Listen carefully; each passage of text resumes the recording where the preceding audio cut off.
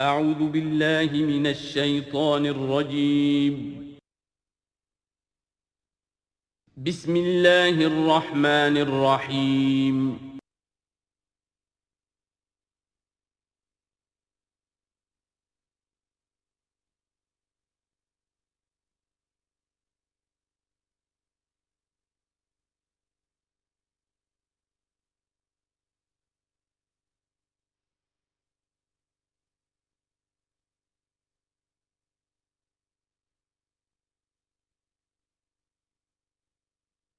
الحمد للہ وکفیٰ والصلاة والسلام علی عبادہ الذین اصطفیٰ، خصوصاً علی افضلہم وخاتم النبیین محمد الامین وعلی آلہ وصحبہ اجمعین. اما بعد فقد قال اللہ تبارک وتعالی کما ورد فی سورۃ بنی اسرائیل: اعوذ باللہ من الشیطان الرجیم، بسم اللہ الرحمن الرحیم. ولا تقف ما ليس لك به علم ان السمع والبصر والفؤاد كل اولئك كان عنه مسؤولا. صدق اللہ العظیم. رب اشرح لي صدری ويسر لي امری واحلل عقدۃ من لسانی يفقهوا قولی. اللہم ربنا الہمنا رشدنا واعذنا من شرور انفسنا. اللہم ارنا الحق حقا وارزقنا اتباعه وارنا الباطل باطلا وارزقنا اجتنابه. اللہم وفقنا لما تحب وترضى. آمین یا رب العالمین. سورہ بنی اسرائیل کے تیسرے اور چوتھے رکوع کی 18 آیات میں، جیسے کہ میں عرض کر چکا ہوں، حبر الامہ حضرت عبداللہ ابن عباس رضی اللہ تعالی عنہما کے قول کے مطابق تورات کی تعلیمات کا نچوڑ اللہ تعالیٰ نے دے دیا ہے. So to say, this is the Quranic version of the 10 commandments of Torah. ذہن میں تازہ کر لیجئے. سب سے پہلی ہدایت: مت پوجو کسی کو سوائے اللہ کے. بندگی پرستش صرف اللہ کی. دوسری ہدایت: والدین کے ساتھ حسن سلوک. اور اس موضوع پر یہ قرآن مجید کا ذروۂ سنام ہے. اگر وہ تمہارے پاس بڑھاپے کی عمر کو پہنچ ہی جائیں تو انہیں اف تک مت کہو، انہیں کبھی جھڑکو نہیں، ان کے سامنے اپنے کندھے جھکا کر رکھو، عاجزی اختیار کرو، تواضع اختیار کرو. ہاں یہ کہ اگر کسی وقت کوئی بات ان کی رد کرنی ہی پڑے جبکہ تمہارے دل میں کوئی میل نہ ہو، سرکشی نہ ہو، تو اللہ تعالیٰ جانتا ہے تمہارے دلوں کی حالت کو، اللہ معاف فرمائے گا. تیسری ہدایت: رشتہ داروں کے حقوق ادا کرو اور محتاجوں کے اور غرباء کے مسکین. چوتھی ہدایت: فضول خرچی میں دولت مت اڑاؤ. یہ تیسری اور چوتھی باہم مربوط ہے. اگر فضول خرچی میں دولت اڑاؤ گے تو ادائے حقوق کے لیے پیسے نہیں آئیں گے، بلکہ انسان مصرف جو ہے اپنی فاضل دولت کا کرے. حقوق کا ادا کرنا، اس میں قرابت دار سب سے پہلے ہیں، پھر اور جو بھی محتاج ہیں، مسکین ہیں، پھر یہ کہ اللہ کے دین کے لیے خرچ کرنا ہے. اس میں پھر مزید ہدایت کہ اگر کسی وقت تمہاری اپنی حالت ایسی نہ ہو کہ کسی کے ساتھ تعاون کر سکو، تب بھی یہ ہے کہ بات نرم کرو، معذرت کرو بڑے اچھے انداز میں. اسی سلسلے میں مزید ہدایت کہ ان صدقات اور خیرات کے معاملے میں بھی انتہا پسندی نہیں ہونی چاہیے. نہ یہ ہو کہ آدمی بخیل ہو جائے اور ہاتھ اپنی گردن سے باندھ لے کہ کوئی پیسہ نکلے ہی نہ یہ کہ اپنے دونوں ہاتھ کھلے چھوڑ دے تو پھر یہ کہ اسے بعد میں پچھتانا پڑے. اسی میں مزید ہدایت: اگر تم اپنے کسی عزیز کا یا کسی اور بیچارے غریب انسان کا چاہتے ہو کہ اس کا حال بدل جائے، اس کی حالت بہتر ہو جائے، اپنی حد تک جو تم کر سکتے ہو ضرور کرو، لیکن یہ نہ سمجھو کہ تم کسی کی حالت بدلنے پر قادر ہو. کسی کے رزق کی کشادگی یا تنگی یہ سراسر اللہ کے ہاتھ میں. ایک اور ہدایت: زنا کے قریب تک نہ پھٹکنا. یہ بہت ہی بری شے، بے حیائی اور برا راستہ ہے. مزید ہدایت: انسانی جان کا احترام، قتل ناحق سے بچنا.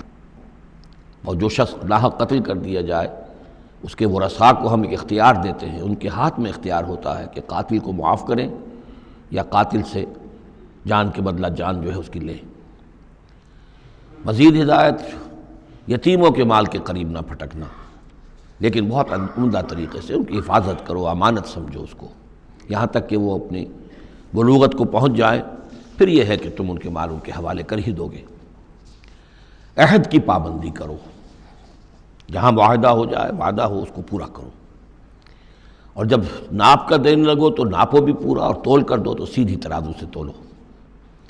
یہی بہتر ہے نتیجے کے اعتبار سے بھی، اسی سے جو بقیت اللہ جو بچ جائے گا تمہارے لیے اس میں برکت ہوگی، اور بے ایمانی سے کم ناپ کر کم تول کر کچھ زیادہ اگر تم نے فوری طور پر حاصل کر بھی لیا تو اس میں برکت نہیں ہوگی بلکہ اس میں نحوست ہوگی۔ ان تمام چیزوں کے بارے میں فرمایا۔ اب جو اس کے بعد جو ہدایت ہے جو بہت اہمیت کی حامل ہے، وَلَا تَقْفُ مَا لَيْسَ لَكَ بِهِ عِلْمٌ، ایسی چیز کے پیچھے مت پڑو یا مت لگو جس کے لیے تمہارے پاس علم نہیں ہے۔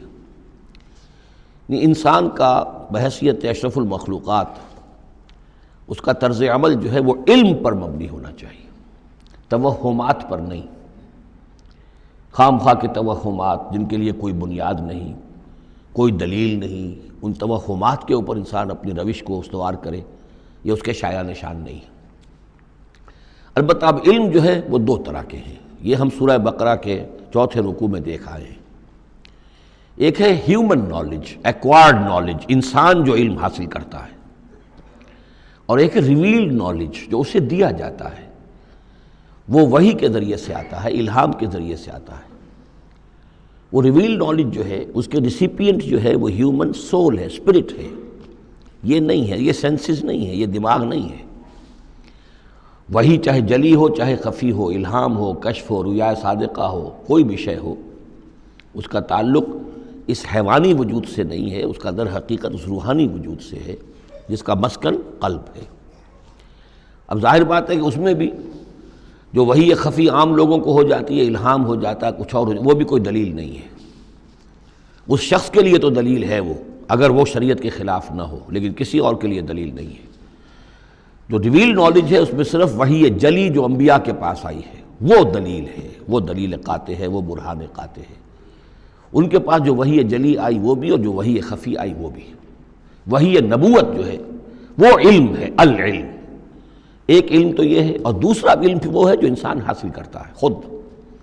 اس کے لیے یہ سینس آرگنز جو اس کو دیے گئے ہیں، حواس خمسہ، جن میں سے اہم ترین جو ہے ان السمع والبصر، سماعت اور بصارت، باقی یہ کہ 3 اور بھی ہیں، چھونا ہے، چکھنا ہے، سونگھنا ہے۔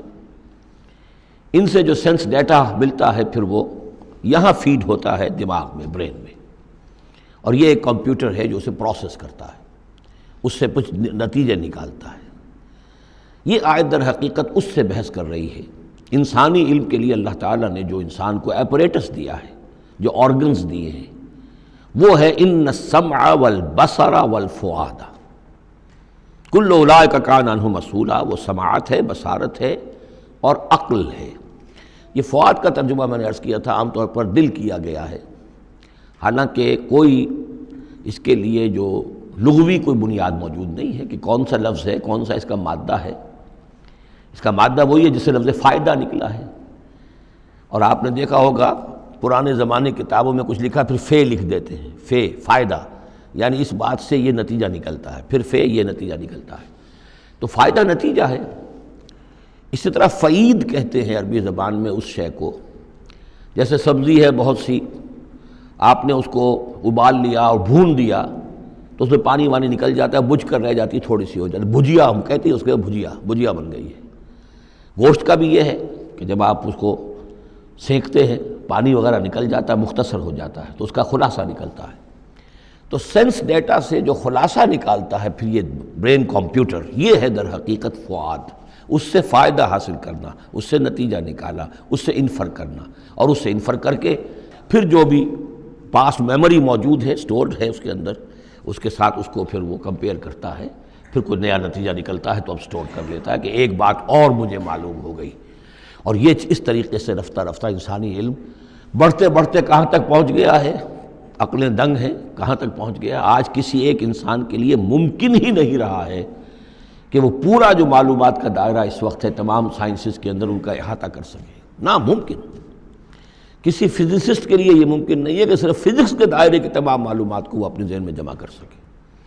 اتنا بڑا ایکسپلوژن ہے معلومات کا، وہ سب اسی سے ہے۔ ان السمع والبصر والفؤاد کل اولئک کان عنہ مسئولا۔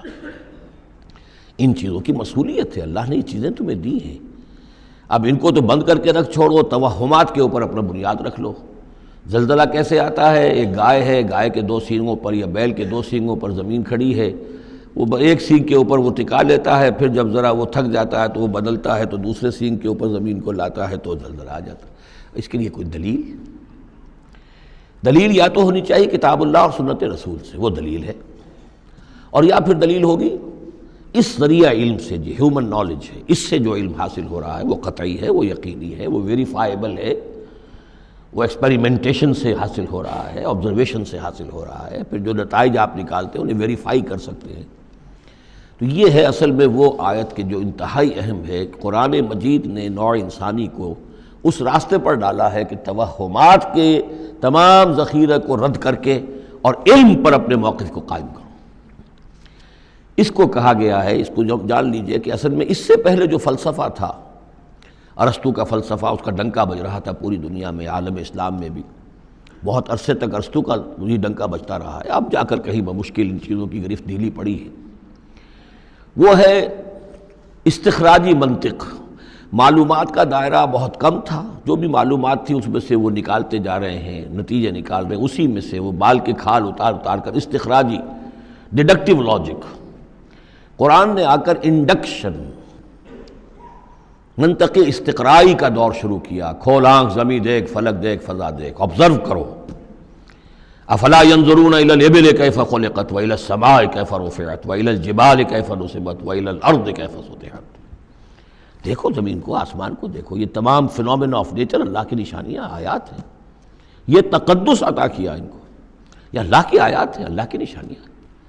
اور قوانین طبیعہ اللہ تعالیٰ کے، ٹھیک ہے اس معنی میں تو ہم مانتے ہیں کہ اللہ جب چاہے ان کو توڑ دے، لیکن روز روز تو وہ ٹوٹتے نہیں ہیں۔ اتنے محکم قوانین ہیں یہ، اگر یہ محکم قوانین نہ ہوتی سائنس پاسبل ہی نہ ہوتی، ٹیکنالوجی ممکن ہی نہ ہوتی۔ کبھی کوئی قانون ہو جاتا حرکت کا، کبھی قانون حرکت کا بدل جاتا، تو پھر کیسے کوئی آپ مشین بناتے، کیسے کوئی آپ کی کوئی ٹیکنالوجی ممکن نہیں تھی۔ These laws of nature, physical laws, وہ بہت مضبوط ہے، اللہ کے بنائے ہوئے۔ ہاں اللہ سے بالا تر نہیں ہے، یہ نہیں ہے کہ اللہ بھی پابند ہو گیا انہی کا۔ ظاہر بات ہے کہ سمندر ایک ہی دفعہ پھٹا ہے حضرت موسیٰ علیہ السلام کے لیے معجزے کے طور پر، روز روز تو نہیں پھٹتا سمندر۔ آگ نے ایک ہی مرتبہ جلانے سے انکار کیا ہے حضرت ابراہیم علیہ السلام کو، باقی روز روز تو نہیں۔ تو یہ چیزیں شاذ ہوتی ہیں، لیکن یہ معجزے کو ہم مانتے ہیں۔ اللہ تعالیٰ جب چاہے اپنے قوانین کو توڑ دے، لیکن یہ قوانین روز روز نہیں ٹوٹتے، یہ قوانین جو ہے مستقل ہے، دائم ہے، اور انہی کے ذریعے سے یہ پاسبل ہے سائنس۔ تو در حقیقت علامہ اقبال کا ایک بہت اہم نظریہ ہے جس کی طرف میں توجہ دلانا چاہتا ہوں۔ انہوں نے اپنے خطبات میں یہ بات کہی ہے، The inner core of the present Western civilization is Quranic۔ اس موجودہ مغربی تہذیب کی بھی جو انر کور ہے، اس کا جو خالص اندرونی جو اس کا محور ہے، وہ خالص قرآنی ہے، کیونکہ یہ سائنس پر قائم ہے۔ اور قرآن نے جو ہے اسی طرف توجہ دلائی ہے۔ توہمات کو ایک طرف رکھو، یہ سب آکلٹ سائنسز وغیرہ جو ہیں، ان سے بھی ہمارے ہاں بڑی سخت جو ہے اسے بیزاری کا اظہار ہے۔ یہ نجومی بیٹھے ہوئے ہیں، یہ لکیریں دیکھی جا رہی ہے، یہ سائنس آف نمبرز ہے، آکلٹ سائنس قطع نہیں، یہ سائنسز نہیں ہے، کوئی توجہ مت کرو۔ وَلَا تَقْفُ مَا لَيْسَ لَكَ بِهِ عِلْم، اور العلم علمان، علم دو ہی طرح کا ہے، یا پھر وہ صحیح جو اللہ نے جو اپریٹس دیا تھا حضرت آدم علیہ السلام کے اندر ودیت کر دیا تھا، علم الاسماء، اسی کے ذریعے سے ایکسفولیشن ہو رہی ہے اس اپریٹس کے ذریعے سے، اور علم پھیلتا چلا جا رہا ہے۔ یا وہ علم ہے اور یا پھر وہ علم ہے وَإِمَّا يَأْتِيَنَّكُم مِّنِّي هُدًى فَمَن تَبِعَ هُدَايَ فَلَا خَوْفٌ عَلَيْهِمْ وَلَا هُمْ يَحْزَنُونَ۔ یورپ کی تباہی کا سبب یہ ہوا کہ اس نے دوسرے علم سے نگاہیں بند کر لی، وہی کہ اپنا سلسلہ توڑ لیا، صرف اس علم کے اوپر رہ گیا۔ تو یہ گویا کہ دو آنکھوں میں سے اللہ نے جو دی تھی انسان کو، ایک یہ ایکوائرڈ نالج کی آنکھ اور ایک ریویل نالج کی آنکھ، وہ ریویل نالج کی آنکھ بند کر لی۔ اس سے اس نے دجالیت کی شکل اختیار کر لی ہے، ورنہ خود اپنی جگہ پر یہ ایکوائرڈ نالج، یہ علم الاسماء، یہ اللہ کا عطا کردہ ہے، اس میں فی نفسہ ہی کوئی خرابی نہیں ہے، صرف یہ کہ دوسری طرف سے بے توجہ ہو گئی، اس نے اس کے اندر جو نتیجے کے اعتبار سے خرابی پیدا کر دی۔ وَلَا تَقْفُ مَا لَيْسَ لَكَ بِهِ عِلْمٌ إِنَّ السَّمْعَ وَالْبَصَرَ وَالْفُؤَادَ كُلُّ أُولَٰئِكَ كَانَ عَنْهُ مَسْئُولًا وَلَا تَمْشِ فِي الْأَرْضِ مَرَحًا، اور زمین میں اکڑ کر مت چلو، إِنَّكَ لَن تَخْرِقَ الْأَرْضَ، کتنے ہی اکڑ کر چلو اور کتنے پاؤں مارو زمین پر، تم زمین کو پھاڑ نہیں سکو گے۔ وَلَن تَبْلُغَ الْجِبَالَ طُولًا، اور نہیں پہنچ سکو گے پہاڑوں تک اونچائی میں، گردن کتنی ہی اکڑا لو، کتنا اونچا کر لو، اوپر ترا بھی چڑھا لو، کہاں تک چڑھاؤ گے؟ کل ذالک کان سیئہ عند ربک مکروہا، یہ جو ساری باتیں ہیں اس میں جو برائی ہے وہ تیرے رب کو بہت ناپسند ہے۔ اب اس میں ڈونٹس بھی آئے ہیں، ڈوز بھی آئے ہیں، یہ کرو یہ نہ کرو، یہ کرو یہ نہ کرو، تو ان تمام احکام کے اندر جو حکم ہے اس سے سرتابی کریں گے تو برائی ہے، اور جس چیز سے روکا گیا ہے اس میں ملوث ہوں گے تو برائی ہے، تیرے رب کو بہت پسند ہے، ناپسند ہے۔ ذالک مما اوحی الیک ربک من الحکمہ، یہ ہے وہ کہ جو آپ کے رب نے اے محمد آپ پر وحی کی ہے، از قسم حکمت، یہ حکمت کا خزانہ ہے، تمدن انسانی، تہذیب انسانی، ثقافت انسانی، اجتماعیت انسانی کے لیے یہ اصول ہیں کہ اگر ان پر انسان کاربند رہے تو اس دنیا کی زندگی کو بھی جنت بنا سکتا ہے۔ وَلَا تَجْعَلْ مَعَ اللَّهِ إِلَٰهًا آخَرَ، لیکن اولین اور آخرین بات پھر وہی ہے، شروع میں بھی یہ تھا وَقَضَىٰ رَبُّكَ أَلَّا تَعْبُدُوا إِلَّا إِيَّاهُ، اول و آخر توحید ہے۔ وَلَا تَجْعَلْ مَعَ اللَّهِ إِلَٰهًا آخَرَ فَتُلْقَىٰ فِي جَهَنَّمَ مَلُومًا مَدْحُورًا، اللہ کے ساتھ کسی اور کو نہ ٹھہرا لو معبود، پھر تم جھونک دیے جاؤ گے جہنم میں ملامت زدہ ہو کر، ملوم مدحورا، دھکے دیے جا کر۔ افاسفاکم ربکم بالبنین، چلتے چلتے ایک اشارہ جو کہ انہوں نے کیا تھا کہ اللہ کی بیٹیاں قرار دے لی تھیں۔ افاسفاکم ربکم بالبنین، اے عرب کے لوگوں تم ذرا سوچو، مزید غور کرو، کیا تمہیں تو پسند کر لیا ہے، ترجیح دی ہے اللہ نے بیٹوں کے ساتھ، واتخذ من الملائکۃ اناسا، اور خود فرشتوں کی شکل میں اپنے لیے بیٹیاں کر لی ہیں۔ انکم لتقولون قولا عظیما، غور کرو تم یہ بڑی گستاخی کی بات کر رہے ہو اللہ کی جناب میں۔ وَلَقَدْ صَرَّفْنَا فِي هَذَا الْقُرْآنِ لِيَذَّكَّرُوا، اس سورہ مبارکہ کے بارے میں ایک بات نوٹ کر لیجئے گا کہ اس میں قرآن حکیم میں حجم کے اعتبار سے جتنی مرتبہ اس صورت میں قرآن کا لفظ آیا ہے، قرآن کا ذکر ہے، تانا بانا معلوم ہوتا ہے کہ قرآن ہی سے ہے، قرآن سے متعلق۔ پہلے رکوع میں تھا ان ھذا القرآن یہدی للتی ہی اقوم ویبشر المؤمنین الذین یعملون الصالحات ان لهم اجرا حسنا، اجرا کبیرا۔ تو اب اسی طریقے سے آپ دیکھیں گے بار بار قرآن کا ذکر آئے گا۔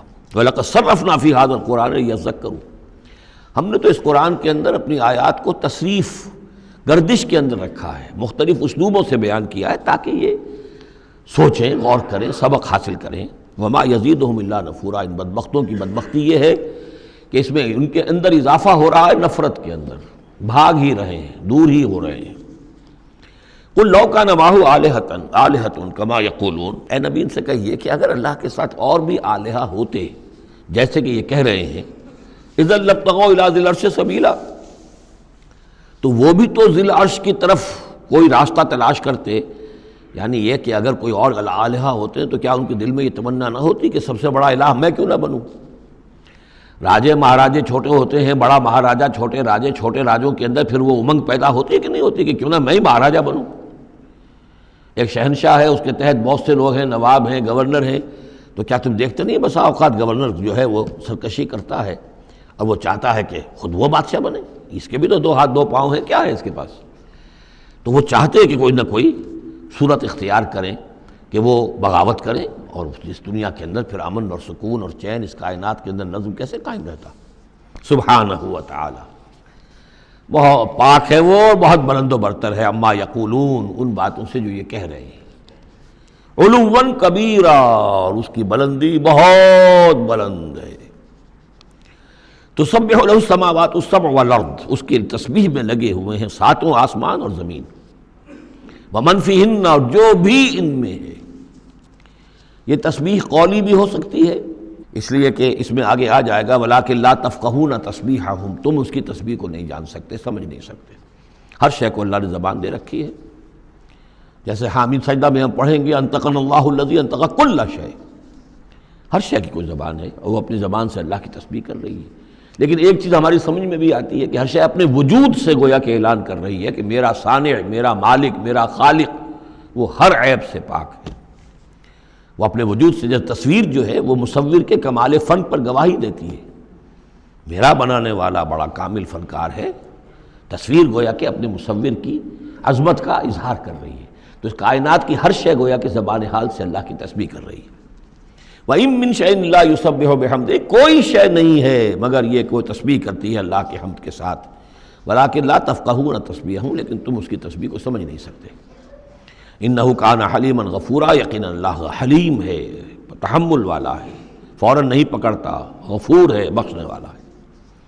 وَإِذَا قَرَأْتَ الْقُرْآنَ، پھر دیکھیے قرآن کا تذکرہ ہے۔ اے نبی جب آپ قرآن پڑھ کر انہیں سناتے ہیں جعلنا بینک وبین الذین لا یؤمنون بالآخرۃ حجابا مستورا، تو ہم آپ کے اور ان لوگوں کے مابین کے جو آخرت پر یقین نہیں رکھتے، ایمان نہیں رکھتے، ایک غیر مرئی پردہ حائل کر دیتے ہیں۔ پردہ حائل کیوں ہوا ہے؟ کیونکہ وہ آخرت کو مانتے ہی نہیں، تو متوجہ ہے ہی نہیں، سنجیدگی ہے ہی نہیں، لاؤبالیانہ پن ہے، بابر وحش کوش کے عالم دوبارہ نہیں، اس تو توجہ سے کاہے کو سنیں گے؟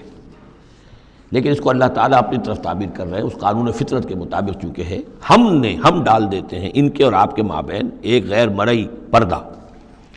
نتیجہ کیا نکلتا ہے؟ وَجَعَلْنَا عَلَىٰ قُلُوبِهِمْ أَكِنَّةً، ان کے دلوں کے اوپر بھی ہم غلاف چڑھا دیتے ہیں، پردے ڈال دیتے ہیں، يَفْقَهُوهُ کہ وہ اسے سمجھ نہ پائیں، وَفِي آذَانِهِمْ وَقْرًا، ان کے کانوں کے اندر ثقل پیدا کر دیتے ہیں۔ وَإِذَا ذَكَرْتَ رَبَّكَ فِي الْقُرْآنِ وَحْدَهُ، اور جب آپ قرآن مجید میں اپنے پروردگار کا ذکر کرتے ہیں توحید کے ساتھ، اکیلے اسی کا، وَلَّوْا عَلَىٰ أَدْبَارِهِمْ نُفُورًا، تو وہ اپنی پیٹھیں موڑ کر چل دیتے ہیں بدک کر کے، یہ کیا ایک ہی اللہ، ایک ہی اللہ، ایک ہی اللہ کی رٹ لگا رکھی انہوں نے، اور آلہہ بھی تو ہیں، آخر ان کا بھی کچھ ذکر کریں، کبھی ان کا بھی بارے ان کا بھی بیان ہو جائے، لیکن نہیں، یہ تو ایک ہی اللہ کی رٹ لگاتے ہیں، تو وہ بالکل بدک کر چلے جاتے ہیں۔ نحن اعلم بما یستمعون به اذ یستمعون الیک، اور جب اے نبی یہ آتے ہیں آپ کے پاس اور توجہ سے بیٹھ کر سنتے ہیں تو ہمیں خوب معلوم ہے یہ کیا سنتے ہیں۔ میں عرض کر چکا ہوں اس کا پس منظر کہ وہ اپنے عوام پر یہ اثر ڈالنے کے لیے کہ یہ لوگ تو بڑے مخلص ہیں، سمجھنا چاہتے ہیں، پھر ہمارے ذہین ہے، انٹیلیجنسیا ہے ہمارا، یہ ہمارا ایلیٹ ہے، تو یہ جا کر سوچتے ہیں پھر آخر کوئی بات نہیں ہوگی محمد کے پاس کہ یہ لوگ جو ہیں پھر خالی ہاتھ واپس آتے ہیں۔ ہمیں خوب معلوم ہے جو یہ سننے کے لیے آتے ہیں آپ کے پاس تو کیا سننے آتے ہیں۔ وَإِذْ هُمْ نَجْوَىٰ، اور پھر جب یہ علیحدہ ہوتے ہیں، سرگوشیاں کر رہے ہوتے ہیں، اِذْ يَقُولُ الظَّالِمُونَ، اور پھر یہ ایک دوسرے سے کہتے ہیں یہ ظالم، اِن تَتَّبِعُونَ إِلَّا رَجُلًا مَسْحُورًا، تم نہیں پیروی کر رہے ہو مگر ایک سحر زدہ شخص کی، یعنی ان میں سے کسی کے دل میں کوئی بات پیدا ہونی بھی لگتی ہے کہ نہیں بھئی آج تو جو بات کی ہے محمد نے صلی اللہ علیہ وسلم بڑی وزنی بات ہے، اس پر تو سنجیدگی سے غور کرنا ہوگا۔ اب ان کے کان کھڑے ہوئے کہ معلوم ہوتا ہے کہ اس پر تو ہمارے اس دوست اور ساتھی کے اوپر تو محمد کا داؤ چل گیا صلی اللہ علیہ وسلم، لہذا پھر اس کو سمجھاتے نہیں بھائی ایک سحر زدہ آدمی ہے، مشہور انسان ہے، کہاں اس کی باتوں پر سنجیدگی سے غور کر رہے ہو۔ انظر کیف ضربوا لک الامثال، دیکھیے اے نبی کیسی مثالیں وہ آپ کے لیے بیان کرتے ہیں، سحر زدہ، مسحور، کبھی ساحر، کبھی مسحور، کبھی شاعر، کبھی مجنون، یعنی کوئی ایک رائے بھی ان کی نہیں آپ کے بارے میں بن رہی ہے۔ فضلوا، اب وہ بھٹک گئے ہیں، فلا یستطیعون سبیلا، اور اب یہ راہ یاب نہیں ہو سکیں گے۔ وقالوا اذا كنا عظاما ورفاتا، اور وہ کہتے ہیں کہ کیا جب کہ ہم ہڈیاں ہو جائیں گی اور چورا چورا ہو جائیں گی ہماری ہڈیاں بھی، ہمارا گوشت گل سڑ کر جو ہے راکھ ہو جائے گا، اِنَّا لَمَبْعُوثُونَ خَلْقًا جَدِيدًا، کیا کہہ رہے ہیں محمد صلی اللہ علیہ وسلم، کیا پھر ہمیں اٹھا لیا جائے گا ایک نئی زندگی، ایک نئی تخلیق؟ گویا کہ انہیں یہ بہت محال معلوم ہوتا ہے، ناممکن ہے۔ قُلْ كُونُوا حِجَارَةً أَوْ حَدِيدًا، اے نبی ان سے کہیے کہ تم تو ہڈیوں کی بات کر رہے ہو اور مٹی کی بات کر رہے ہو، خواہ تم پتھر بن جاؤ، لوہا بن جاؤ، او خلقم مما یکبر فی صدورکم، یا اس سے بھی زیادہ کوئی سخت چیز جو تمہارے دلوں میں ذہن میں ہو، تمہارے اس کا تصور کر سکتے ہو، وہ بن جاؤ، تب بھی اللہ اٹھا لے گا۔ فسیقولون من یعیدنا، پھر وہ کہیں گے اچھا کون ہمیں اٹھائے گا دوبارہ، کون ہمیں دوبارہ پیدا کرے گا؟ قل الذی فطرکم اول مرہ، کہیے وہ جس نے تمہیں پہلی مرتبہ پیدا کیا۔ فَسَيُنْغِضُونَ إِلَيْكَ رُؤُوسَهُمْ، تو پھر وہ آپ کے سامنے ذرا اپنے سرکوں کو مٹکائیں گے، سروں کو، ہاں ٹھیک ہے، لیکن وَيَقُولُونَ مَتَىٰ، کب ہوگا ایسا بتائیے؟ قُلْ عَسَىٰ أَن يَكُونَ قَرِيبًا، کہہ دیجئے ہو سکتا ہے قریب ہی آئی ہوئی، تمہاری شامت جو ہے ہو سکتا ہے دور نہ ہو۔ یوم یدعوکم فتستجیبون بحمدہ، جس دن کہ وہ تمہیں پکارے گا جب تم اپنی قبروں میں ہوگے یا گلے سڑے ہوئے ہڈیوں کی شکل میں ہوگے، لیکن تم چلے آؤ گے اس کی پکار پر لبیک کہتے ہوئے، بحمدہ اس کی حمد کرتے ہوئے، وتظنون ان لبثتم الا قلیلا، اور تم گمان کرو گے کہ نہیں رہے ہم مگر بہت تھوڑا سا عرصہ، دنیا میں بھی اور یہ پورا عالم برزخ جو ہے یہ بھی کوئی تھوڑا سا ہی عرصہ تھا جو ہم گزار کر آئے ہیں۔ وَقُلْ لِعِبَادِي يَقُولُوا الَّتِي هِيَ أَحْسَنُ، اے نبی میرے بندوں سے کہہ دیجئے، اب یہ عبادی کون ہے؟ اہل ایمان، بجائے یا ایھا الذین آمنوا کہنے کے قُلْ لِعِبَادِی میرے بندوں سے کہہ دیجئے، یقولوا الَّتِی هِیَ أَحْسَنُ، وہ بات کیا کریں عمدہ، مطلب یہ ان کی طرف سے کوئی تلخی کی بات نہیں ہونی چاہیے۔ اب ان لوگوں کے آباء و اجداد سے بنے ہوئے ان کے خیالات ہیں، عقائد ہیں، ان کی ریتیں ہیں، ان کی رسمیں ہیں، ان کی حمیت ہے، ان کی غیرت ہے، عوام میں جہالت ہے، ان کے چودھریوں میں اپنے مفادات، اپنی حیثیت، اس کا احساس ہے، لہذا یہ تمام رکاوٹیں جو ان لوگوں کے راستے میں حائل ہیں ان کا خیال کریں، تو اپنا جو داعی جو ہے اس کے اندر تحمل ہونا چاہیے، حلم ہونا چاہیے، داعی کہیں مشتعل نہ ہو۔ قُلْ لِعِبَادِی یَقُولُوا الَّتِی ہِیَ أَحْسَنُ، انہیں بات کرنی چاہیے عمدہ۔ اِنَّ الشَّیطَانَ یَنزَغُ بَینَھُم، یقیناً شیطان تو چاہے گا کہ ان کے درمیان کوئی لڑائی شروع کرا دے، ہاتھا پائی شروع کرا دے۔ اِنَّ الشَّیطَانَ کَانَ لِلْإِنسَانِ عَدُوًّا مُبِینًا، یقیناً شیطان جو ہے وہ تو انسان کا کھلا دشمن ہے ہی۔ ربکم اعلم بکم، تمہارا رب تم سے خوب واقف ہے۔ ان یشاء یرحمکم، وہ چاہے گا تو تم پر رحم فرمائے گا، اور ان یشاء یعذبکم، چاہے گا تمہیں عذاب دے گا۔ وما ارسلناک علیہم وکیلا، اور نبی ہم نے آپ کو ان پر کوئی داروغہ بنا کر نہیں بھیجا ہے کہ آپ ذمہ دار ہیں ان کو ہدایت پر لانے کے، نہیں، یہ معاملہ ہر شخص کا اپنا ہے، ذاتی ہے، ہز اون چوائس۔ وَرَبُّكَ أَعْلَمُ بِمَنْ فِي السَّمَاوَاتِ وَالْأَرْضِ، اور اللہ آپ کا رب خوب جانتا ہے ان تمام چیزوں کو کہ جو آسمان میں ہے اور زمین میں ہے۔ وَلَقَدْ فَضَّلْنَا بَعْضَ النَّبِيِّينَ عَلَىٰ بَعْضٍ، اور ہم نے بعض انبیاء کو بعض انبیاء پر فضیلت دی ہے۔ اب چونکہ یہ مسئلہ وہی ہے، آخری دور ہے مکے کا، اور وہ خبریں پہنچ چکی ہیں، اور یہ صورت بنی اسرائیل کے تاریخ سے شروع ہو رہی ہے، تو اب ظاہر بات ہے کہ ایک مسئلہ اٹھ کھڑا ہوگا کہ آیا موسیٰ افضل ہیں یا محمد افضل ہیں، یا یہ کہ عیسیٰ افضل ہیں یا محمد افضل ہیں صلی اللہ علیہ وسلم علیہ الصلاۃ والسلام۔ تو یہاں پر مسلمانوں کو اس دعوت اور تبلیغ کے جو تقاضے ہیں ان کے حوالے سے کہ اس بحث میں تم نہ پڑو، اگر اس بات کو تم زیادہ زور دو گے ان میں حمیت پیدا ہو جائے گی، جیسے ہمارے ہاں وہ کھڑے ہو کر الاپتے ہیں سارے نبیوں سے افضل ہمارا نبی، ٹھیک ہے وہ ہے افضل، لیکن خود انہوں نے کہا ہے کہ مجھے یونس ابن متہ پر بھی فضیلت مت دو، حضور کے صحیح حکم کی خلاف ورزی کرتے ہیں جو یہ کہتے ہیں افضل، اس میں کوئی شک نہیں، لیکن یہ کہ اس افضلیت کا اس طریقے کا چرچا کرنا جو ہے اس سے دوسروں کے اندر ایک جو ہے منفی کیفیات پیدا ہوتی ہیں۔ تو اس حوالے سے حضور کی حدیث ہے یہ، مجھے یونس ابن متہ پر بھی فضیلت مت دو، یونس وہ ہیں رسولوں میں سے ایک ہی رسول ہیں دنیا میں جنہیں کچھ اللہ نے سزا دی ہے، پکڑ ہوئی ہے، اور کسی کا معاملہ نہیں، یہ سورہ یونس میں ہم دیکھا ہے، تو آپ نے فرمایا مجھے یونس پر بھی فضیلت مت دو، اس لیے کہ اس بات میں مت پڑھو وَلَقَدْ فَضَّلْنَا بَعْضَ النَّبِيِّينَ عَلَىٰ بَعْضٍ، ہم نے بعض انبیاء کو بعض انبیاء پر فضیلت دی ہے، بس اصولی بات ہے، تِلْكَ الرُّسُلُ فَضَّلْنَا بَعْضَهُمْ عَلَىٰ بَعْضٍ۔ اب یہاں دیکھیے خاص طور پر پھر ان کے نبی کا ذکر کیا جا رہا ہے، وَآتَيْنَا دَاوُودَ زَبُورًا، ہم نے داؤد کو زبور عطا کی تھی۔ ہم ان انبیاء اور رسل کے جو عظمتیں ہیں، ان کے جو مقامات ہیں، ان کے اعتراف میں، ان کے اعلان میں ہمیں کوئی باک نہیں، ہمیں کوئی جھجک نہیں۔ قُلِ ادْعُوا الَّذِينَ زَعَمْتُم مِّن دُونِهِ، کہیے ان سے کہ پکارو انہیں جنہیں تم سمجھتے ہو کہ اللہ کے سوا کوئی معبود ہے، کوئی کار مختار وہ بھی ہیں، فَلَا يَمْلِكُونَ كَشْفَ الضُّرِّ عَنكُمْ وَلَا تَحْوِيلًا، تو انہیں کوئی اختیار حاصل نہیں ہے نہ تو تم سے کوئی تکلیف دور کرنے کا اور نہ ہی کوئی حالت کو بدل دینے کا۔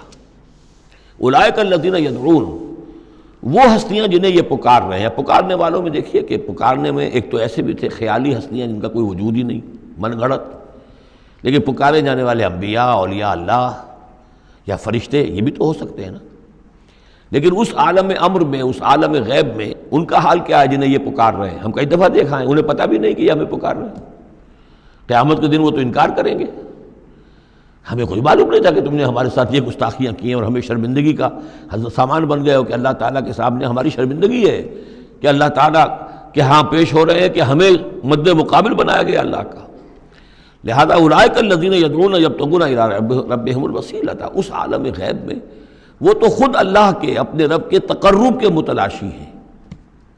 یہ وسیلہ کا لفظ آ چکا ہے اس سے پہلے، یبتغون الی ربہم الوسیلۃ ایہم اقرب، یعنی اس عالم امر میں بھی درجات ہیں، فرشتے ہیں، طبقہ اسفل کے فرشتے ہیں، پھر درجہ اعلیٰ کے فرشتے ہیں، پھر مقربین بارگاہ ہیں، پھر وہ جو ہے ملائے اعلیٰ جس کو کہا جاتا ہے، ملائکہ مقربین ہیں. تو ان کے اندر بھی ایک درجہ بندی ہے، اور وہ اس عالم کے اندر بھی جیسے یہاں اللہ کے بندے تقرب اللہ کی کوشش کر رہے ہیں، وہ وہاں پر وہ بھی اس عالم کے اندر، بس فرق تو یہی ہے کہ وہ ہماری نگاہوں سے اوجھل ہے. یبتغون الی ربہم الوسیلۃ ایہم اقرب، چاہتے ہیں کہ اور آگے بڑھیں اور قرب ہو جائے، ایک دوسرے سے آگے نکل جائیں. وَيَرْجُونَ رَحْمَتَهُ، اور اس کی رحمت کے امیدوار ہیں. وَيَخَافُونَ عَذَابَهُ، اور اس کے عذاب سے ڈرتے رہتے ہیں. ان عذاب ربک کان محذورا، واقعہ یہ ہے کہ آپ کے رب کا عذاب جو ہے واقعتاً ایسی شے ہے جس سے ڈرتے رہنا چاہیے. وَإِن مِّن قَرْيَةٍ إِلَّا نَحْنُ مُهْلِكُوهَا قَبْلَ يَوْمِ الْقِيَامَةِ أَوْ مُعَذِّبُوهَا عَذَابًا شَدِيدًا، اور نہیں ہے کوئی بستی مگر یہ کہ ہم اسے ہلاک کر کے رہیں گے قیامت کے دن سے قبل، یا عذاب دیں گے اسے بہت ہی شدید عذاب. اس آیت کو جوڑ لیجئے گا، چونکہ یہ جوڑا ہے یہ سورت اور یہ سورہ کہف. لِيُنذِرَ بَأْسًا شَدِيدًا مِّن لَّدُنْهُ، بہت بڑی جنگ اور بہت بڑی تباہی جو آنے والی ہے قیامت سے قبل، اس کی طرف اشارہ ہے کہ یہ جو، اور آج کل جو بھی آپ تصور کر سکتے ہیں کہ ایٹمک جنگ اگر ہو جائے تو کیا ہوگا دنیا میں، نیوکلیئر وار ہو اور کسی بھی وہ چھڑ سکتی ہے. لیکن یہ کہ قیامت سے پہلے الملحمۃ العظمیٰ، ایک بہت بڑی جنگ ہونے والی ہے جس کی کہ احادیث کے اندر خبریں ہیں، جس کا تذکرہ پھر آئے گا سورہ کہف کے اندر صراحت کے ساتھ. تو کوئی بستی ایسی نہیں ہے، قیامت سے پہلے وہ عذاب آئے گا. اور معذبوها عذابا شدیدا کان ذلک فی الکتاب مستورا، اور یہ تمام چیزیں جو ہیں اللہ کی کتاب میں لکھی ہوئی ہیں، طے شدہ ہیں، وہ آنا ہے، اس کا ایک ٹائم ٹیبل معین ہے. وما منعنا ان نرسل بالآیات، اور ہمیں نہیں روکا اس سے کہ ہم آیات بھیجیں. اب وہ مسئلہ چھڑ رہا ہے دوبارہ جو سورہ انعام سے چل رہا ہے کہ نشانی کیوں نہیں دکھاتے، حصے نشانی، کوئی معجزہ. یہاں اللہ تعالیٰ فرما رہے ہیں کہ ہم نے اس طرح کے معجزے دکھانے کیوں بند کر دیے. وما منعنا، نہیں روکا ہم کو اس سے کہ ان نرسل بالآیات، کہ ہم وہ معجزات دکھائیں، الا ان کذب بها الاولون، اس لیے کہ ہم نے یہ دیکھ لیا کہ پچھلوں نے بھی جھٹلایا ان کو. نہ تو سمود کو جو ہم نے ناقہ دی تھی ان کے مطالبے کے اوپر اس پر کوئی ایمان لایا، نہ عیسیٰ کو جو آخری معجزے ہم نے دے دیے، زندہ جانور پیدا کر دینا، گارے سے بنانا، پھونک مارنا اور اڑتا ہوا وہ پرندہ بن جائے، اور مردہ کو کہنا قم بإذن اللہ اور وہ کھڑا ہو کے چلنے لگ جائے. اب اس سے آگے کون سا معجزہ ہوگا؟ لیکن کوئی مانا. معلوم ان کذب بها الاولون، پہلوں نے بھی ان معجزات کا انکار ہی کیا، جھٹلایا.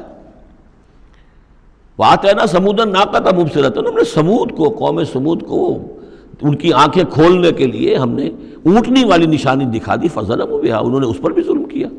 وما نرسل بالآیات الا تخفیفا، اور ہم نہیں بھیجتے اپنی آیات، نشانیاں، مگر صرف خبردار کرنے کے لیے. وہ خبردار کرنے کے لیے اب ہم اپنی قرآن مجید کی آیات بھیج رہے ہیں.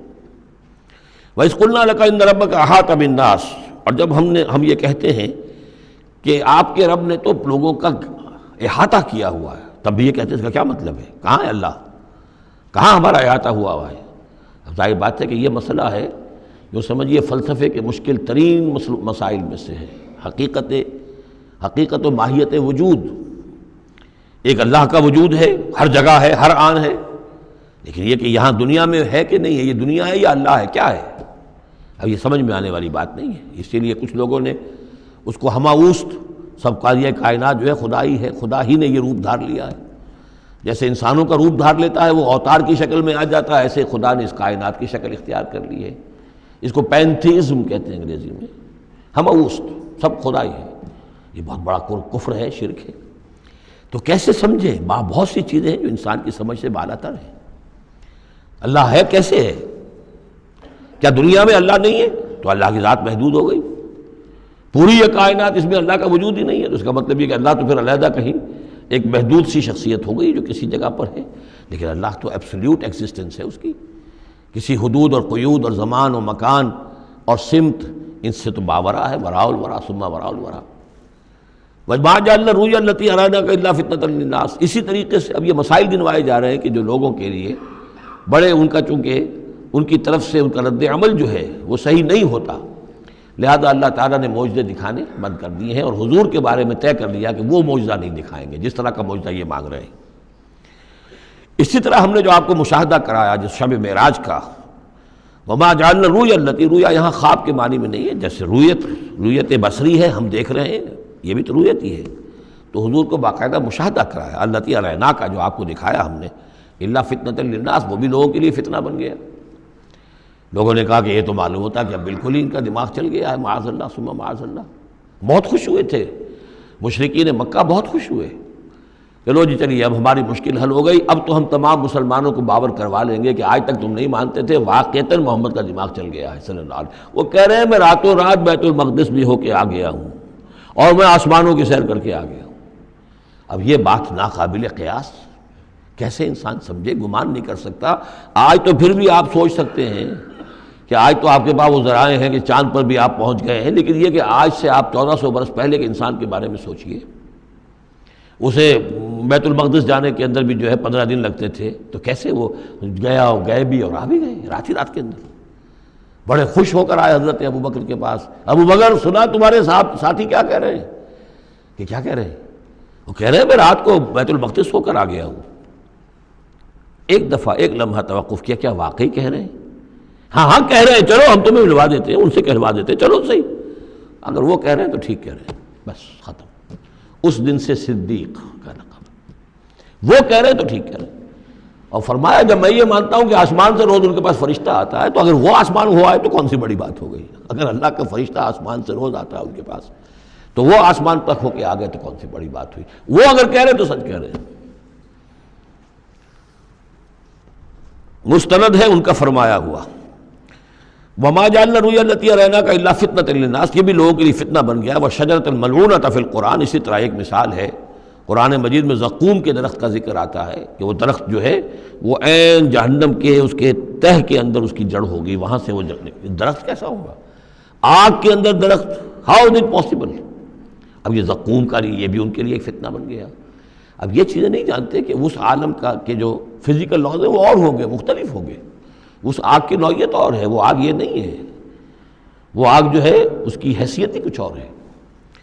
تو فرمایا وَالشَّجَرَةُ الْمَلْعُونَةَ فِي الْقُرْآنِ، اور جس قرآن مجید میں جس ملعون شجر کا ذکر ہے، وَنُخَوِّفُهُمْ، لیکن یہ ساری باتیں ہم انہیں بتاتے ہیں خبردار کرنے کے لیے، فَمَا يَزِيدُهُمْ إِلَّا طُغْيَانًا كَبِيرًا۔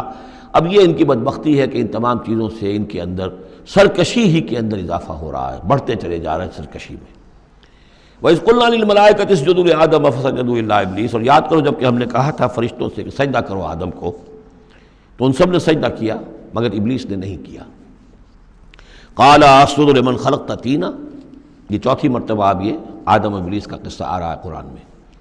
اس نے کہا کیا میں اس کو سجدہ کروں جس سے تو نے بنایا ہے گارے سے؟ قَالَ أَرَأَيْتَكَ هَذَا الَّذِي كَرَّمْتَ عَلَيَّ، مزید اس نے کہا کہ ذرا دیکھو، ذرا دیکھ پروردگار، یہ جو انسان آدم جس کو تو نے مجھ پر عزت دی ہے، مجھ سے بالا تر کر دیا، کرمت علیہ، لئن اخرتنی الی یوم القیامہ، اگر تو مجھے مہلت دے دے قیامت کے دن تک، لاحتنکن ذریتہ الا قلیلا، میں اس کی پوری نسل، اس کی ساری اولاد کو لگام دے دوں گا سوائے بہت تھوڑے سے لوگوں کے، ان کو گمراہ کر کے چھوڑوں گا۔ قال اذهب فمن تبعك منهم فإن جہنم جزاؤکم جزاء موفورا، اللہ نے فرمایا جاؤ دفع ہو جاؤ، ٹھیک ہے، ان میں سے جو بھی آدم کی نسل میں سے جو بھی تیری پیروی کریں گے تو پھر تم سب کے لیے تمہارا بدلہ جہنم ہے، وافر بدلہ ہوگا تمہارے لیے، تمہارے گناہوں اور سرکشی کے لیے۔ وَاسْتَفْزِزْ مَنِ اسْتَطَعْتَ مِنْهُمْ، یہ لفظ آئے گا کئی بار، ذرا نوٹ کر لیجیے۔ فز کہتے ہیں عربی زبان میں بکری کا جو بچہ نوزائیدہ ابھی ہوتا ہے، جیسے کل بھی میں نے ذکر کیا تھا، وہ کھڑا ہوتا ہے تو ٹانگیں اس کی لڑکھڑا رہی ہوتی ہیں، تو اس طریقے سے، یعنی اس طرح جب کہ کسی انسان کی ٹانگیں لڑکھڑا جائیں، اس کے اندر حوصلہ ختم ہو جائے، ہمت اس کا جواب دے رہی ہو، تو اس کے لیے پھر یہ محاورہ ہے یا کنایا ہے۔ وَاسْتَفْزِزْ مَنِ اسْتَطَعْتَ مِنْهُمْ، تو پھسلا لے ان کو، ان میں سے جس کو چاہے، بِصَوْتِكَ، اپنی آواز سے، وَأَجْلِبْ عَلَيْهِمْ، اور چڑھا لا ان کے اوپر، بِخَيْلِكَ، اپنے سواروں کو، وَرَجْلِكَ، اپنے پیادوں کو، وَشَارِكْهُمْ فِي الْأَمْوَالِ وَالْأَوْلَادِ، اور تجھے کھلی چھوٹ ہے ان کے ساتھ مشارکت کر، ساجھا کر، مال میں اور اولاد میں، وعدہم، اور ان سے جو چاہے وعدے کر جھوٹے سچے، وما یعدہم الشیطان الا غرورا، لیکن نہیں وعدہ کرتا ان سے شیطان مگر دھوکے کے۔ ان عبادی لیس لک علیہم سلطان، میرے بندوں پر تجھے اختیار کوئی نہیں ہوگا۔ ورغلا لو، جس طرح سبز باغ دکھا لو، جس طرح جو چاہو وسوسہ اندازی کر لو، اس کا اختیار ہے، لیکن یہ اختیار نہیں ہے کہ میرے کسی بھی بندے کو تم زبردستی اس کی مرضی کے خلاف، اس کی مرضی کے بغیر گمراہی پر لے جاؤ۔ وَكَفَىٰ بِرَبِّكَ وَكِيلًا، اور کافی ہے تیرا رب ان کے لیے کارساز جو اللہ کے بندے جو شیطان سے بچنا چاہیں۔ ربکم الذی یسجی لکم الفلک فی البحر، تمہارا رب وہ ہے جو چلاتا ہے کشتیوں کو سمندر میں یا دریا میں، لتبتغوا من فضلہ، تاکہ تم اس کے فضل کو حاصل کر سکو۔ انہ کان بکم رحیما، یقیناً وہ تم پر بہت ہی رحیم ہے اور شفیق ہے۔ وَإِذَا مَسَّكُمُ الضُّرُّ فِي الْبَحْرِ، یہ مضمون کئی دفعہ آ چکا ہے، جب تمہیں تکلیف پہنچتی ہے سمندر میں، طوفان آتا ہے، موت نظر آتی ہے، ضل من تدعون الا اياه، تو سب گم ہو جاتے ہیں تم سے، بھول جاتے ہیں ان سب کو جن کو تم عام حالات میں پکارتے ہو، جن کو ڈنڈوت کرتے ہو اور جن کے سجدے کرتے ہو۔ فلما نجاکم الى البر، سوائے اللہ کے سب کو بھول جاتے ہو، صرف اللہ کو پکارتے ہو۔ پھر جب اللہ تعالیٰ تمہیں بچا کر نکال کر لے آتا ہے خشکی پر، آرس تم پھر اعراض کرتے ہو، پھر رخ موڑ لیتے ہو۔ وکان الانسان کفورا، یقینا انسان بہت ناشکرا ہے۔ افامنتم ان یخسف بکم جانب البر، تو کیا تم اس سے ڈرتے نہیں کہ وہی اللہ تمہیں زمین میں خشکی میں بھی تو دھنسا سکتا ہے کہ نہیں؟ آسودہ ساحل تو ہے مگر شاید تجھے معلوم نہیں، ساحل سے بھی موجیں اٹھتی ہیں، خاموش بھی طوفان ہوتے ہیں، کیا خشکی میں لوگ مرتے نہیں؟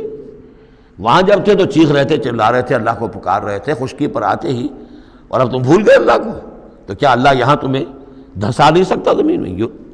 ان یخسف بکم جانب البر اور یرسل علیکم حاصبا، یا تم پر ایک ایسی تیز آندھی بھیج دے اس بر پر، خشکی پر، کہ جس میں پتھر ہوں اور پتھراؤ ہو تمہارا اور تم ہلاک ہو جاؤ۔ ثم لا تجدوا لکم وکیلا، پھر تمہیں کوئی بچانے والا نہ ملے۔ ام امنتم ان یعیدکم فیہ تارۃ اخری، تو کیا تمہیں اس کا ڈر نہیں رہا کہ پھر کبھی دوبارہ اللہ تمہیں لے جائے اسی سمندر میں؟ فیرسل علیکم قاصفا من الریح، اور پھر ایک زوردار جھکڑ تمہارے اوپر چھوڑ دے، فیغرقکم بما کفرتم، تمہیں غرق کر دے تمہارے کفر کی پاداش میں۔ ثم لا تجدوا لکم علینا تبیعا، پھر تم ہمارا کوئی نہیں پاؤ گے کہ جو ہمارا تعاقب کر سکے، ہم سے باز پرس کر سکے کہ وہ فلاں لوگوں کے ساتھ یہ معاملہ کیوں کر دیا گیا۔ وَلَقَدْ كَرَّمْنَا بَنِي آدَمَ وَحَمَلْنَاهُمْ فِي الْبَرِّ وَالْبَحْرِ، یہ آیت بھی انسان کی، جیسا کہ میں نے بار عرض کیا ہے، جو بھی کریشن ہے اللہ کا، اس کا کلائمیکس انسان ہے۔ گویا کہ یہ سارا سلسلہ جو ہے تنزلات، اللہ کا حرف کن، اور کن سے وہ خلق نور، اس نور سے وہ تخلیق ارواح انسانیہ اور ملائکہ، پھر ایکسپلوژن، دی بگ بینگ، اور اس سے وہ حرارت اور وہ آتشی کرے، اور اس دور میں جنات کی جو تخلیق ہوئی، اور پھر اس کے بعد ان کا ٹھنڈا ہونا، اور پھر یہ بارش کا برسنا، اور بارش اور زمین، پانی اور زمین کے اب یہاں سے جو حیات ارضی ہے اس کا آغاز ہونا۔ ہر دو عالم خاک شد تا بست نقش آدمی، اے بہار نیستی از قدر خود ہوشیار باش۔ وَلَقَدْ كَرَّمْنَا بَنِي آدَمَ، اور ہم نے بڑی تکریم کی ہے، عزت کی ہے آدم کے نسل کی۔ وَحَمَلْنَاهُمْ فِي الْبَرِّ وَالْبَحْرِ، اور ہم اٹھائے پھرتے ہیں اس کو، گویا کہ جیسے کہ گود میں کوئی لے کر چل رہا ہو۔ ہم، ظاہر بات ہے نظام قدرت ہے اللہ کا ہے، ہم اسے اٹھائے پھرتے ہیں۔ حَمَلْنَاهُمْ فِي الْبَرِّ وَالْبَحْرِ، بر میں بھی اور بحر میں بھی۔ وَرَزَقْنَاهُمْ مِنَ الطَّيِّبَاتِ، اور ہم انہیں پاکیزہ رزق دیتے ہیں، عمدہ چیزوں کا۔ وَفَضَّلْنَاهُمْ عَلَىٰ كَثِيرٍ مِّمَّنْ خَلَقْنَا تَفْضِيلًا، اور فضیلت دی ہے ہم نے انہیں اپنی بہت سی مخلوقات کے اوپر، بہت بڑی فضیلت دی ہے۔ یوم ندعو کل اناس بامامہم، اب تصور کرو جن کے رتبے ہیں سوا، ان کی سوا مشکل ہے، جب یہ مقام دیا گیا ہے تو محاسبہ بھی ہوگا، حساب کتاب بھی ہوگا، جواب دہی بھی ہوگی۔ حیوانات سے کوئی جواب دہی نہیں ہے۔ یوم ندعو کل اناس بامامہم، جس دن کہ ہم ہر لوگوں کو پکاریں گے اپنے اپنے اماموں کے ساتھ، اپنے اپنے لیڈروں کے ساتھ، آؤ۔ فمن اوتی کتابہ بیمینہ، تو جس کو بھی دیا جائے گا اعمال نامہ اس کے داہنے ہاتھ میں، فاولئک یقرؤون کتابہم، وہ پڑھیں گے اپنے اعمال نامے کو خوشی کے ساتھ، ولا یظلمون فتیلا، اور ان پر دھاگے کے برابر بھی ظلم نہیں کیا جائے گا۔ ومن کان فی ہذہ اعمی فہو فی الآخرۃ اعمی، جو اس دنیا میں اندھا رہا وہ وہاں بھی اندھا ہوگا، جس نے یہاں آیات الہی کو دیکھا ہی نہیں، حیوانوں کا سا دیکھنا دیکھا، انسانوں کا سا دیکھنا نہیں دیکھا۔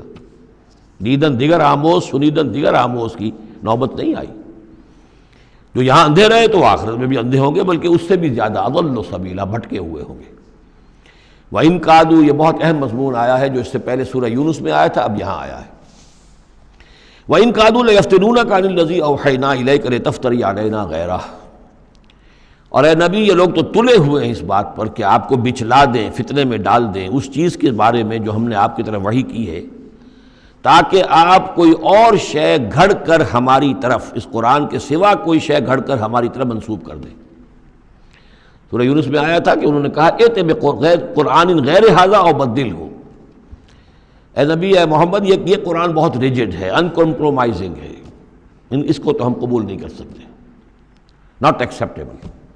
ہاں کچھ اس میں ترمیم کرو، کچھ کو بدل دو، کچھ نرمی کرو، کچھ ہماری بات مانو، کچھ اپنی بنواؤ، وہی دباؤ۔ اور آپ اندازہ کر لیجئے جو میں آپ کو واقعہ سنا چکا ہوں کہ کس طریقے سے عوام کے اوپر ان لیڈروں نے اپنا اثر قائم کر لیا تھا۔ وہ لوگ سمجھتے تھے کہ ٹھیک تو کہہ رہے ہیں، یہ بھائی رسالت کا دعویٰ کر رہے ہیں تو اس معجزہ دکھائیں، ادھر یہ ہے کہ اللہ تعالیٰ کا فیصلہ یہ کہ معجزہ نہیں دکھائیں گے۔ ان کان کبر علیک اعراضهم فان استطعت ان تبتغي نفقا في الارض او سلما في السماء فتاتيهم بآية، اگر آپ کے اندر طاقت ہے تو لے آئیے کہیں سے معجزہ، کوئی آسمان پہ سیڑھی لگائیں یا زمین میں سرنگ لگا لیں، لے آئیے اس معجزہ، ہم تو نہیں دکھائیں گے۔ تو کس قدر دباؤ تھا حضور پر صلی اللہ علیہ وسلم۔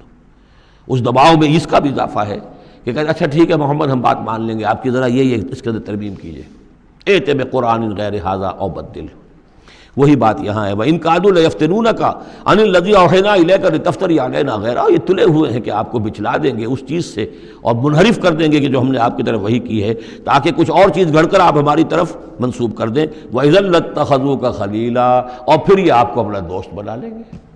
دوست کیا، وہ تو بادشاہ بنانے کو تیار تھے، ہم آپ کو بادشاہ بنانے کو تیار ہیں۔ وَلَوْلَا أَن ثَبَّتْنَاكَ، بہت اہم آیت ہے یہ، اور اگر ہم نے ہی نہ آپ کے پاؤں جما دیے ہوتے۔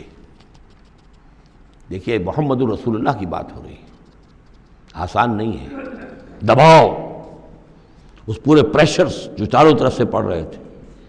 اللہ فرماتے ہیں وَلَوْلَا أَن ثَبَّتْنَاكَ، اگر ہم نے آپ کے قدم نہ جما دیے ہوتے، لَقَدْ كِدتَّ تَرْكَنُ إِلَيْهِمْ شَيْئًا قَلِيلًا، تو عین ممکن تھا کہ آپ کچھ نہ کچھ ان کی طرف مائل ہو ہی جاتے، جھک ہی جاتے، دباؤ اتنا شدید تھا۔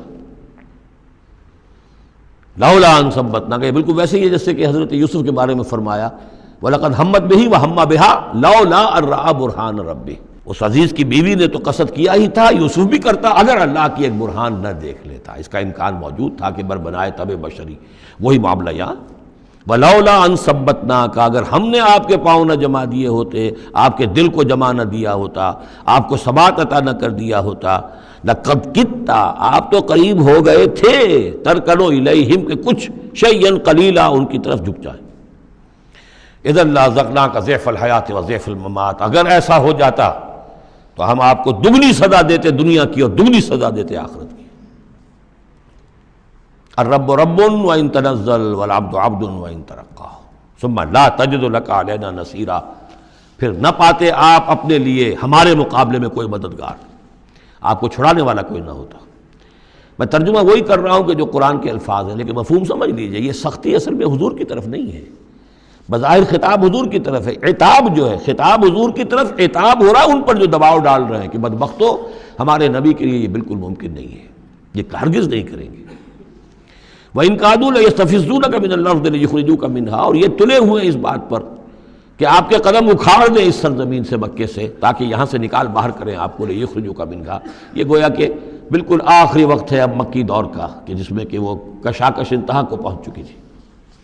وَإِذًا لَا يَلْبَسُونَ خِلَافَكَ إِلَّا قَلِيلًا، لیکن ساتھ ہی پیشن گوئی بھی ہے کہ ٹھیک ہے یہ تو نہیں کہا کہ یہ آپ کو نکال نہیں پائیں گے، اس کی نفی نہیں کی، لیکن یہ کہ پھر یہ بھی یہاں پر زیادہ دیر رہ نہیں سکیں گے، یعنی یہ کہ چند سال کی بات ہی ہے نا، 8 سال کے بعد، بلکہ بڑے بڑے سردار تو ان کے جو ہے 2 سال کے بعد ہی وہ بدر کے اندر جا کر کھیت رہے، ابو جہل کہاں رہا، عقبہ ابن ابی معیط کہاں رہا، سب ختم، بڑے بڑے سب کے سب سردار جو تھے جو غادری سب ختم ہو گئے۔ وَإِن كَادُوا لَيَسْتَفِزُّونَكَ مِنَ الْأَرْضِ، جیسے وہ پاؤں ڈگمگاتے ہیں، لڑکھڑاتے ہیں مرغی کے نوزائیدہ، اس بکری کے نوزائیدہ بچے کے، یہ چاہتے ہیں کہ آپ کے قدموں کو یہاں سے ہلا دیں، لا يستفزونك من الارض ليخرجوك منها، تاکہ وہ یہاں سے نکال دیں آپ کو۔ وَإِذًا لَا يَلْبَسُونَ خِلَافَكَ إِلَّا قَلِيلًا، اس صورت میں خود یہ بھی پھر یہاں پر زیادہ دیر نہیں رہ سکیں گے سوائے تھوڑا سا عرصہ۔ سنت من قد ارسلنا قبلک من رسلنا، اور یہ طریقہ رہا ہے، ہم نے آپ سے پہلے جتنے رسولوں کو بھیجا ان کے باب میں ہمارا یہی قانون رہا ہے کہ نبی جب ہجرت کر جاتا ہے تو پھر گویا کہ امان اٹھ جاتی ہے، پھر اس قوم کے اوپر عذاب آتا ہے۔ ولا تجد لسنتنا تحویلا، اور آپ ہماری اس سنت اور قانون اور قاعدے میں اور ضابطے میں کوئی تبدیلی نہیں پائیں گے۔ اقم الصلاۃ لدلوک الشمس الی غسق اللیل وقرآن الفجر، نماز کو قائم رکھیے سورج کے ذرا ڈھلنے سے لے کر رات کے تاریک ہو جانے تک۔ یہ اصل میں 5 وقتہ نماز کا اب نظام یہاں آ رہا ہے، اس طریقے سے نہیں دیا گیا لیکن اب نظام بتا دیا گیا ہے۔ وہ تو حضرت جبرائیل نے بتایا، وہ معاملہ بالکل دوسرا ہے، لیکن یہ کہ سورج ڈھلتا ہے، جیسے نصف النہار ہے، اس سے ذرا سورج جو ہے مغرب کی طرف گیا، ظہر، تھوڑی دیر بعد عصر، تھوڑی دیر بعد مغرب، پھر رات تاریک ہو گئی عشاء، 4 نمازیں ہیں۔ اور سردیوں کے موسم میں تو لگتا ہے کہ پے بپے تابڑ توڑ آ رہی ہے، جو نماز مسجد میں پڑھتے ہیں وہ تو گئے اور آئے اور گئے اور آئے، تو گویا کہ نماز کھڑی ہے مسلسل۔ قائم رکھو نماز کو سورج کے ڈھلنے سے لے کر اور رات کے تاریک ہو جانے تک، وقرآن الفجر۔ اور اب ایک اور نماز رہ گئی اور وہ ہے فجر کی، اور اسے تعبیر کیا قرآن الفجر، اس لیے کہ اس میں طویل قرات ہونی چاہیے، قرآن کا پڑھا جانا فجر کے وقت۔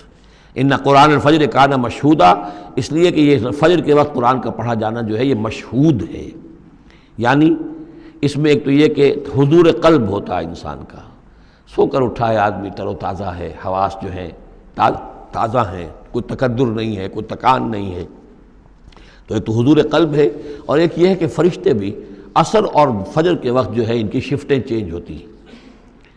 یہ دونوں نمازوں میں یہ جو ہیں دونوں شفٹوں والے موجود ہوتے ہیں، رات والے آتے ہیں عصر کے وقت اور دن والوں کی چھٹی ہوتی ہے، اور فجر میں یہ ہے کہ رات والوں کی چھٹی ہونے والی ہے اور دن والے آ کر چارج لیتے ہیں، تو فرشتوں کی حاضری کا وقت ہے۔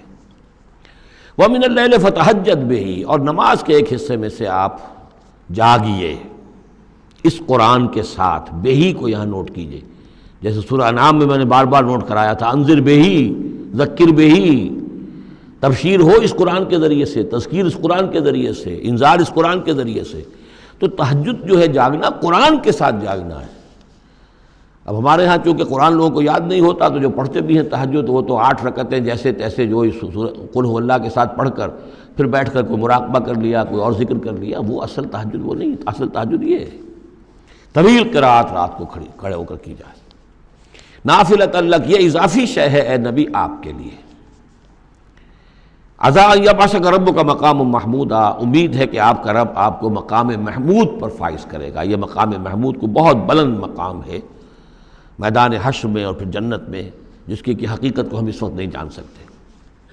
وَقُلْ رَبِّ أَدْخِلْنِي مُدْخَلَ صِدْقٍ وَأَخْرِجْنِي مُخْرَجَ صِدْقٍ، اب یہ ہجرت کا حکم ہے جو حضور کو دیا جا رہا ہے، یعنی جب آیا ہے حکم، اجازت آئی ہے تو ساتھ ہی یہ دعا بھی تلقین کر دی گئی، اور یہ کہیے اے رب میرے مجھے داخل فرما جہاں تو نے مجھے داخل کرنا ہے، یعنی یثرب میں، مدینہ منورہ میں، اس وقت تک اس کا نام یثرب تھا، تو میرا داخلہ جو ہے سچا داخلہ ہو، عزت کے ساتھ داخلہ ہو، اعزاز کے ساتھ داخلہ ہو، مبوع صدق جیسے سورہ یونس میں آیا تھا، وَأَخْرِجْنِي مُخْرَجَ صِدْقٍ، اور یہاں مکے سے مجھے نکال، تو یہاں سے نکال باعزت طریقے پر، وَاجْعَلْ لِي مِن لَّدُنْكَ سُلْطَانًا نَصِيرًا، اور اب پھر آپ اپنے خزانہ فیض اور فضل سے مجھے سند عطا کیجئے، اختیار عطا کیجئے، حکومت کی طاقت عطا کیجئے۔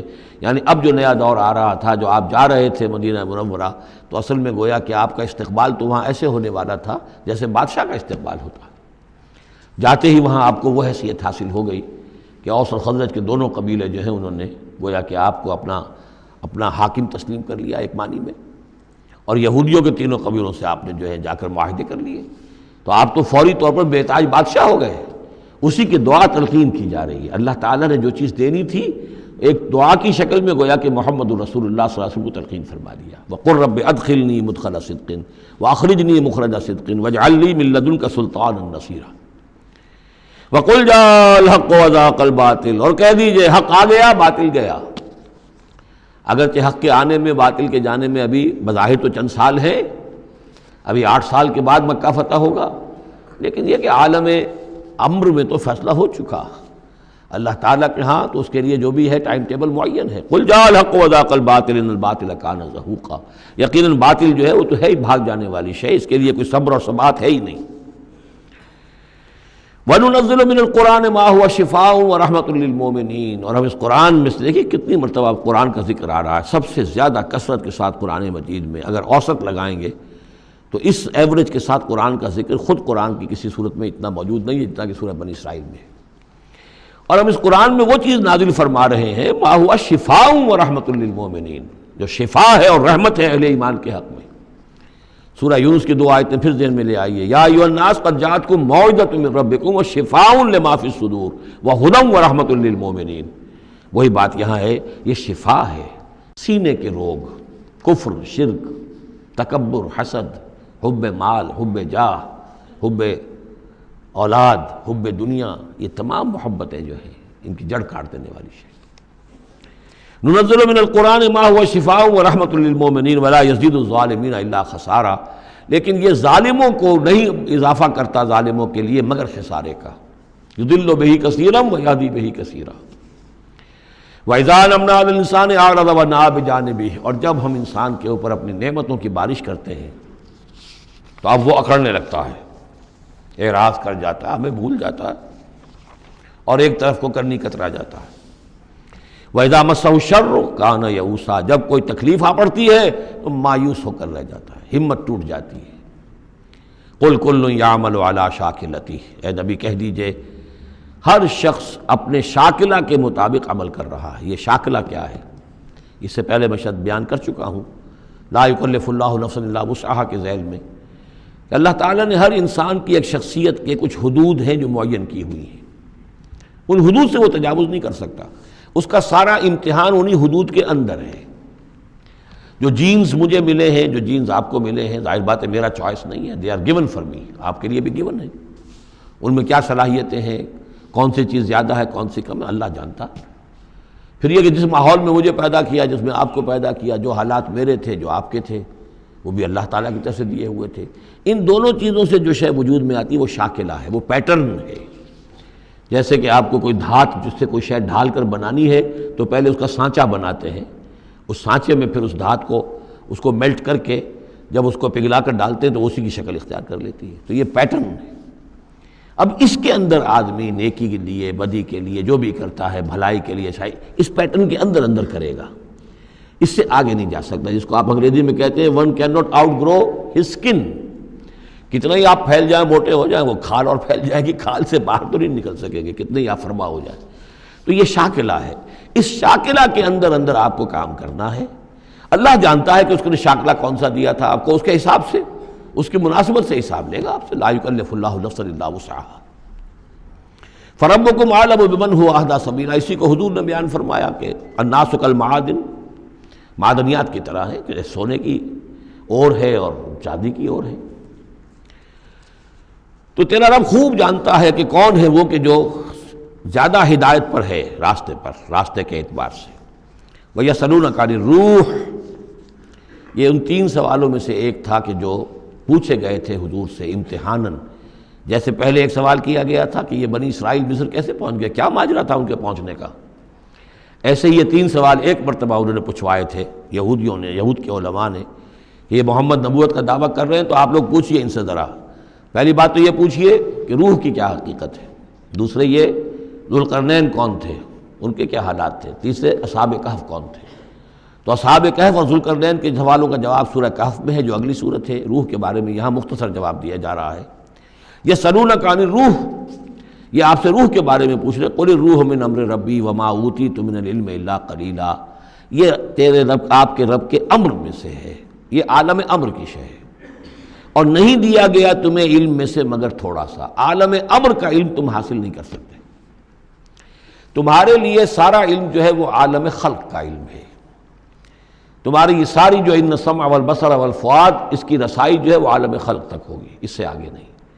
عالم امر کی باتیں جو ہیں ان میں عالم غیب ہے، وہ تمہارے لیے، اس پر تمہیں ایمان بالغیب لانا ہوگا۔ الذین یؤمنون بالغیب ویقیمون الصلاۃ ومما رزقناہم ينفقون۔ ہاں یہ جان لو کہ یہ اس عالم خلق کی شے نہیں ہے، یہ روح جو ہے کچھ اور شے، کہیں اور سے آئی ہے، یہ عالم امر کی شے ہے۔ عالم امر جیسا کہ میں نے عرض کیا، یا فرشتے عالم امر سے متعلق ہیں، یا ارواح انسانیہ، یا ان کی کمیونیکیشن جو ہوتی ہے، فرشتہ جب بات کرتا ہے تو وہ روح جس کو ہم کہتے ہیں وحی، وہ بھی روح ہے۔ تو یہ 3 چیزیں ہیں کہ جن کا تعلق عالم امر سے ہے، اور روح انسانی بھی انہیں میں شامل ہے۔ بارک اللہ لی و لکم فی القرآن العظیم ونفعنی وإیاکم بالآیات والذکر الحکیم۔